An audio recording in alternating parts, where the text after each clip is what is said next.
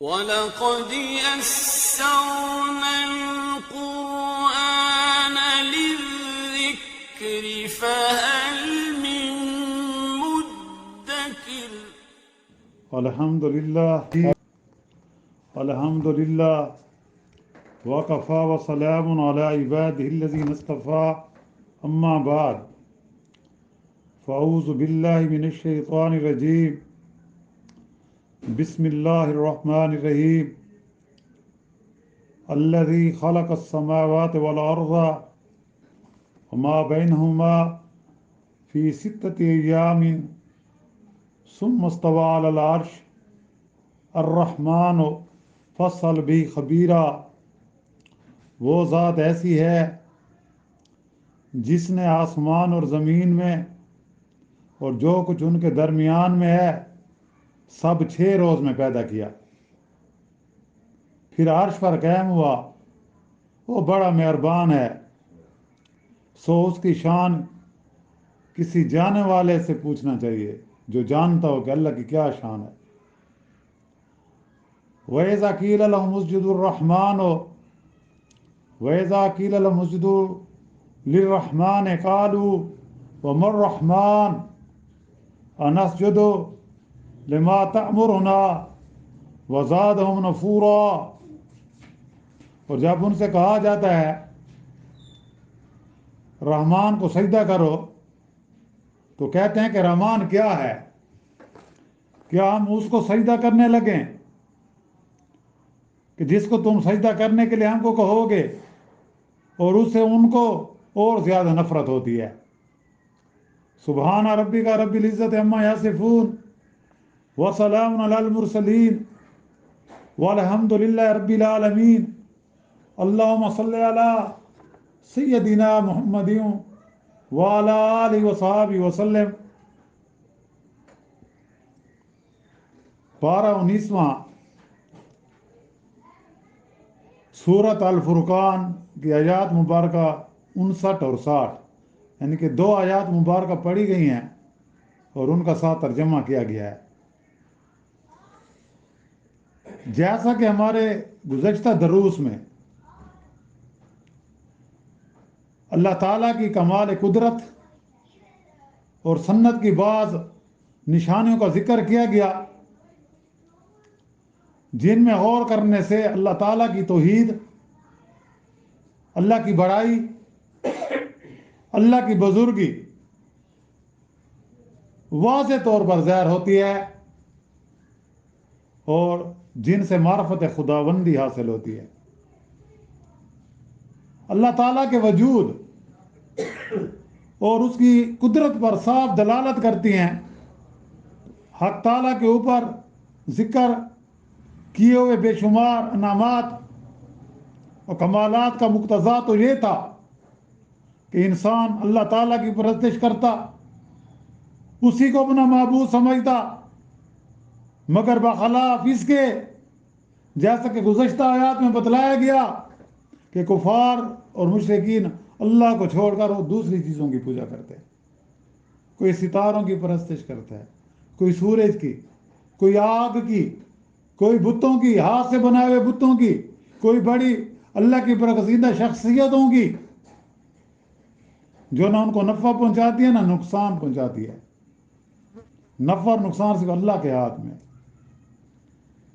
جیسا کہ سورۃ توبہ میں قُل لَا أَمْلِكُ لِنَفْسِي نَفْعًا وَلَا ضَرًّا إِلَّا مَا شَاءَ اللَّهُ وَلَوْ كُنْتُ عَالِمَ الْغَيْبِ لَاسْتَكْثَرْتُ مِنَ الْخَيْرِ وَمَا مَسَّنِيَ السُّوءُ، کہ نبی کریم صلی اللہ علیہ وسلم کو خطاب ہے کہ اے میرے نبی کریم صلی اللہ علیہ وسلم ان کو بتا دو کہ قُل لَا أَمْلِكُ لِنَفْسِي نَفْعًا وَلَا ضَرًّا، میں تو اپنی جان پر بھی خود کو نفع نقصان نہیں پہنچا سکتا، دوسروں کو کیا پہنچاؤں گا۔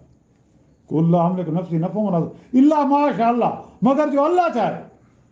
اور وَلَوْ كُنْتَ عَالِمَ الْغَيْبِ، اگر میں غیب کی خبریں جانتا نا، لَاسْتَكْثَرْتُ مِنَ الْخَيْرِ، تو میں بہت سی خیریں، بہت سی بھلائیاں لے لیتا اور نقصان مجھے کوئی بھی نہ ہوتا۔ لیکن ہم ہیں نبی کے امتی، آج ہمارا بھی وہی حال بنا ہوا ہے جو اس وقت قریش مشرکین کا تھا۔ اللہ تعالیٰ میں صحیح ہدایت دے۔ اور چونکہ ان کفار اور مشرکین کی مخالفت سے رسول اللہ صلی اللہ علیہ وسلم کو رنج ہوتا تھا، جیسا کہ قرآن مجید میں ہے، اللہ تعالیٰ نے آپ کو لعلک باخع نفسک، اے میرے نبی تو خود کو ہلاک کر دے گا کہ یہ لوگ ایمان نہیں لاتے. اللہ نے تسلی دی. تو یہاں بھی اللہ نے آپ کو تسلی دی کہ آپ ان کفار کی مخالفت کی پرواہ نہ کریں، اپنا فرض تبلیغ آپ ادا کرتے جائیں اور حق تعالیٰ پر بھروسہ کریں. وَمَن يَتَوَکَّلْ عَلَى اللَّهِ، جس نے اللہ پر بھروسہ کیا نا وہ کبھی ناکام نہیں ہوتا. اور اس کی عبادت و ثنا کریں. اور ان منکرین اور مجرمین سے میں خود نمٹ لوں گا. اللہ ذات تو ایسی ہے. اور اللہ تعالیٰ ہر ایک چیز کی، دنیا میں جتنی بھی قسم کی مخلوق ہے، تقریباً 18,000 سے بھی زیادہ اقسام کی مخلوق ہے، اللہ تعالیٰ سب کی سنتے ہیں، بیک وقت سنتے ہیں، سب کے دلوں کی بات جانتے ہیں، کیونکہ وہ انّ علیم بذات الصدور ہے. تو اللہ تعالیٰ ڈھیل دیتے ہیں، فوراً اللہ تعالیٰ نہیں پکڑتے، کیونکہ اللہ تعالیٰ کی طرف سے فوراً پکڑ ہوتی نا تو پھر اس دنیا کا کنسیپٹ ختم ہو جاتا. پھر مجھے پتہ ہوتا کہ میں نے جاوید کے ساتھ اس کو کوئی دھوکہ دینا ہے تو مجھے قدرت کی طرف سے فوراً پکڑ ہو جائے گی تو میں ڈر جاتا. پھر یہ دنیا جنت کا نمونہ، پھر اس دنیا کا مقصد ختم ہو جاتا، کیونکہ یہ دنیا دار الامتحان ہے، دار العمل ہے، اور دار الجزا کیا ہے؟ وہ آخرت ہے.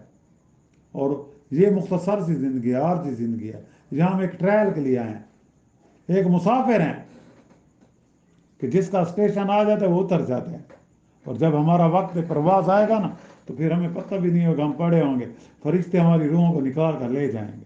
تو اللہ سے یہ دعا کرو اللہ تعالیٰ ہم سب کا خاتمہ ایمان پر فرمائے. اب ان آیات میں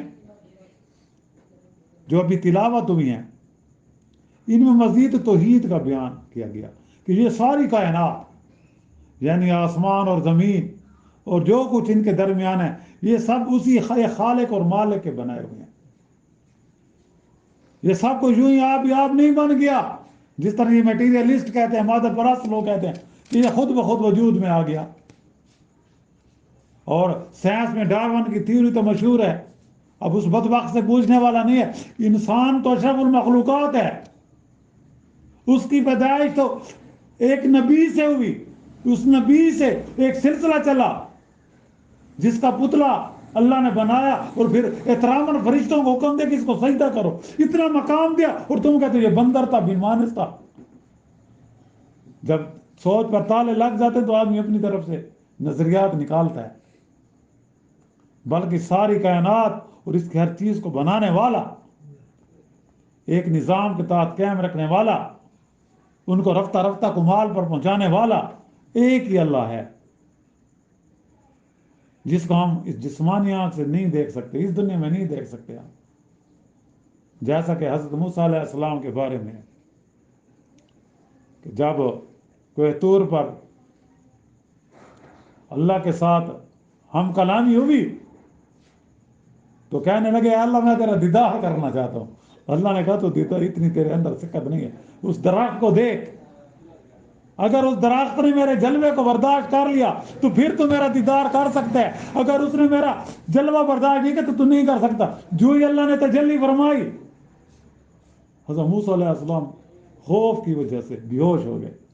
پھر جب اٹھے تو اللہ سے استغفار کرنے لگے، یا اللہ میں نے تو اس دنیا میں، ہاں وہ دنیا آخرت ہے تو اللہ تعالیٰ وہاں میں ایسی بصیرت عطا فرمائیں گے تو پھر اللہ کا دیدار جو ہے سب سے اللہ کا دیدار سب انعامات سے بڑھ کر ہوگا، اور اللہ تعالیٰ میں ایسا بنا دے کہ ہم جنت والے بن جائیں، جہنم سے بچ جائیں، اور ہم کو بھی اللہ کا دیدار نصیب ہو.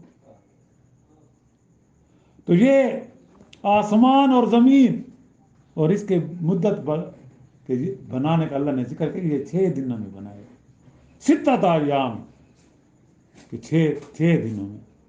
قرآن پاک میں دوسری جگہ میں بھی ان آیات میں بتلایا گیا جب آسمان اور زمین اور جو کچھ ان کے درمیان ہے اللہ تعالیٰ نے سب 6 روز کی مقدار میں پیدا فرمایا. اب مفسرین کا اس میں اختلاف ہے کہ 6 دن سے دنیا کی مقدار کے 6 دن مراد ہیں یا عالم غیب کے 6 دن مراد ہیں، جہاں کہ ایک دن 1000 برس کا ہوگا. جیسا کہ سورۃ الحج 17ویں پارے میں ارشاد فرمایا۔ اس طرح دنیا کے حساب کے 6 دن عالم آخرت کے 6000 سال بنے گے۔ واللہ عالم الصواب، اللہ ہی کو بہتر ہے، ہم نے زیادہ اس میں نہیں جانا۔ بس میرے اللہ نے کہہ دیا کہ ہم نے اس آسمان و زمین کو 6 دن میں بنایا ہے، ہم بس ٹھیک ہے، چاہے ہمارا دل مانتا ہے، ذہن تسلیم کرتا ہے یا نہ کرے، یہ بات غلط نہیں ہو سکتی، اور اسی کو کہتے ہیں ایمان بالغیب۔ اور مفسرین نے لکھا ہے کہ جہاں اس سے مراد کے ذکر کرنے سے کہ اللہ نے آسمان اور زمین اور ان کے درمیانی کائنات کو 6 دن کے دور میں پیدا کیا، منشا یہ معلوم ہوتا ہے کہ تمام کائنات کا پورا انتظام تدریجی ہے، ترتیب سے ہے۔ عام قانون قدرت یہ ہے کہ ہر کام کی تکمیل آہستہ آہستہ ہوتی ہے، یہاں تک کہ عالم کی پیدائش بھی دفعتاً ایک دم نہیں ہوئی، اگرچہ اس کی قدرت بہت وسیع ہے۔ اللہ تعالیٰ کے لیے تو کوئی مشکل نہیں، کن کہا ہو جا، فیکن پس وہ ہو گیا۔ اللہ تعالیٰ قرآن مجید میں نا سورہ یاسین میں بھی ہے، اذا قضى امرا فانما یقول له کن فیکن۔ اذا قضى امرا، جب ہم کوئی فیصلہ کرنا چاہتے ہیں، کوئی کام کرنا چاہتے ہیں، کوئی امر، تو ہم کیا کہتے ہیں؟ کن ہو فیکن، پس وہ ہو ہی جاتا ہے۔ تو آن میں وہ دنیا کو پیدا کر دیتا، لیکن نہیں، اللہ تعالیٰ نے تدریجاً پیدا فرمایا۔ جیسا کہ آج بھی انسان اور حیوانات اور نباتات کو دیکھ لو، انسان تدریجاً بچہ ہوتا ہے، شیر خار بچہ ہوتا بڑا ہو جاتا ہے، اور جب اللہ تعالیٰ اس کو دولت دیتا ہے، شہرت دیتا ہے، عزت دیتا ہے، پھر خدائی دعوے کرنے پر آ جاتا ہے، اصل اپنی نہیں دیکھتا کہ ہمیں گندے قطرے سے پیدا ہوئے، وہ گندا قطرہ اگر جسم پر لگ جائے جسم ناپاک، کپڑوں پر لگ جائے کپڑے ناپاک، لیکن اللہ تعالیٰ نے ماں کے پیٹ میں اس کو ایسی حسین صورت عطا فرمائی کہ اللہ تعالیٰ خود اس کی قسم اٹھا رہے ہیں، وَلَقَدْ خَلَقْنَا الْإِنسَانَ فِي أَحْسَنِ تَقْوِيمٍ، کہ بے شک ہم نے اس کو خوبصورت سانچے میں ڈالا، لیکن ہم ناشکر ہیں۔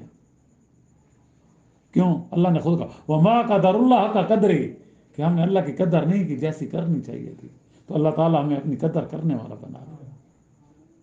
تو جہاں ایک نقطہ ہے، مفسرین نے لکھا ہے کہ یہ سورۃ فرقان جس وقت مکہ میں نازل ہوئی اس وقت کفار کا غلبہ تھا، رسول اللہ صلی اللہ علیہ وسلم اور مسلمانوں سے وہ برسر پیکار تھے، دین نے حق کو مٹانے، اہل حق کو ستانے، ہر طرح کی ایذائیں دینے کے لیے ہر وقت تیار رہتے تھے، اور رسول اللہ صلی اللہ علیہ وسلم کو رنج ہوتا تھا، جس پر آپ کو تسلی فرمائی گئی۔ یہاں یہ قانون قدرت بیان فرما کر ہر کام کی تکمیل تدریجاً آہستہ آہستہ ہوتی ہے، یہ بتانا مقصود ہے کہ آپ اے میرے نبی کریم صلی اللہ علیہ وسلم آپ پریشان نہ ہوں، آہستہ آہستہ۔ یہ جو لوگ آج آپ کی مخالفت کر رہے ہیں، اگر یہ نہیں تو ان کی اولادیں آپ کے پرستار ہوں گے۔ اور پھر آپ نے دیکھا کہ جب فاتح مکہ 8 ہجری میں مکہ فتح ہوا تو ان میں آپ دیکھتے ہیں کہ وہی مکے کے لوگ سارے کا سارا حجاز مسلمان ہو گیا۔ وہ ابو جہل جس نے سب سے بڑھ کر مخالفت کی، اس کا بیٹا اکرمہ رضی اللہ تعالیٰ عنہ بن گیا۔ حضرت خالد بن ولید جن کی وجہ سے غزوہ احد میں شکست ہوئی، وہ سیف اللہ بن گیا۔ حضرت عمرو بن عاص فاتح مصر بن گیا۔ یہ دیکھو اللہ نے ان کو ہدایت دی۔ حضرت ابو سفیان جس کی قیادت میں غزوہ بدر کے بعد غزوہ احد معرکہ ہوا، غزوہ احزاب ہوا، وہی ابو سفیان رضی اللہ تعالیٰ عنہ بن گیا، اور شام کے محاذ پر اپنی ایک ٹانگ بھی شہید کرا دی، اپنی آنکھ بھی شہید کرا دی۔ کہتے ہیں کہ اس کے بھی جسم پر زخموں کے نشان تھے۔ وہ ہندا جس نے رسول اللہ صلی اللہ علیہ وسلم کی دشمنی میں حضرت آپ کے چچا حضرت امیر حمزہ کے 70 ٹکڑے کروائے تھے، اس کا کلیجہ چبایا تھا، وہ رضی اللہ تعالیٰ عنہ بن گئی۔ اور ہم دیکھتے ہیں کہ وہ شام کے محاذ پر زخمیوں کی مرہم پٹی کر رہی ہے۔ یہ کیا تھا؟ اللہ تعالیٰ نے کہا تدریجاً اللہ نے دکھا دیا۔ اس میں ہمیں بھی سبق ہے کہ ہمیں کسی کام میں جلد بازی نہیں کرنی چاہیے، صبر۔ اللہ نے خود کہا ہے نا، یا ایھا الذین آمنوا استعینوا بالصبر والصلاۃ ان اللہ مع الصابرین۔ تو پھر اللہ نے ذکر کیا ہے کہ پھر ثم استوی علی العرش، جب آسمان و زمین بن گئے تو میں عرش پر جلوہ افروز ہوا۔ یہ قرآن پاک میں 7 جگہ آیا ہے، جس کا تفصیلی بیان سورۃ اعراف میں ہو چکا ہے 8ویں پارے میں۔ تو اب الغرض توحید باری کے ضمن میں یہاں مشرکوں کی جہالت بیان ہو رہی ہے کہ وہ بت پرستی کرتے ہیں، اللہ کے سوا اوروں کو سجدہ کرتے ہیں۔ جب ان کو کہتے ہیں رحمان کو سجدہ کرو تو مشرکین کہتے ہیں ہم رحمان کو نہیں مانتے۔ وہ کہتے ہیں یہ رحمان کون سا لفظ ہے؟ اللہ کے صفاتی نام ہے۔ رحمان کون ہے کہ جس کو ہم سجدہ کریں اور آپ صلی اللہ علیہ وسلم سے کہتے ہیں کہ تمہارے کہہ دینے سے ہم مان لیں کہ ہم سجدہ میں گر پڑیں۔ تو اس جگہ یہ جو ہم نے آخری آیات پڑھی ہے نا، وقال الرحمن انسجد لما تأمرنا وزادهم نفورا، تو یہ سجدے کی آیات ہے۔ آپ جن نے سنیا ایک سجدہ کر لینا نماز کے بعد، اس کے لیے بس یہی نیت ہے کوئی، بس ایک سجدہ کر کے کر دینا ہے، اور یہ مسنون ہے۔ اور جب یہ اہل ایمان سنیں تو اللہ تعالیٰ سے دعا ہے کہ اللہ تعالیٰ ہمیں ظاہر میں باطن میں توحید کی حقیقت نصیب فرمائیں، اور اپنی معرفت الہیہ کے انوار سے ہمارے قلوب اور سینوں کو منور فرمائیں۔ وآخر دعوانا الحمد للہ رب العالمین۔ ربنا آتنا فی الدنیا حسنۃ وفی الآخرۃ حسنۃ وقنا عذاب النار وادخلنا الجنۃ مع الابرار یا عزیز یا غفار یا رب العالمین۔